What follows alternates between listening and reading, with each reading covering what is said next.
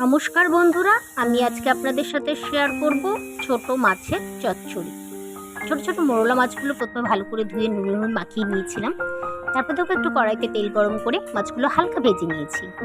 নিয়ে ওই কড়াইতেই সরষের তেল দিয়ে কালো জিরে ফোড়ন দিয়ে পেঁয়াজ কুচি, রসুন কুচি, টমেটো কুচি ও লঙ্কা চিড়ে দিয়ে একটু নাড়াচাড়া করেই ধনে জিরে গুঁড়ো জল দিয়ে ভিজিয়ে রেখেছিলাম সেটাও দিয়ে দিলাম।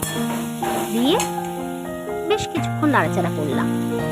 তারপরে দিয়ে দিলাম নুন ও হলুদ, সেটাও জলে গুলে রেখেছিলাম। দিয়ে বেশ খানিকক্ষণ নাড়াচাড়া করার পর যখন মশলাটা থেকে সামান্য তেল বেরিয়ে আসবে তখন দিয়ে দিলাম ভেজে রাখা মাছগুলো। দিয়ে খানিকক্ষণ ফুটিয়ে দিয়ে দিলাম একটু লেবুর রস।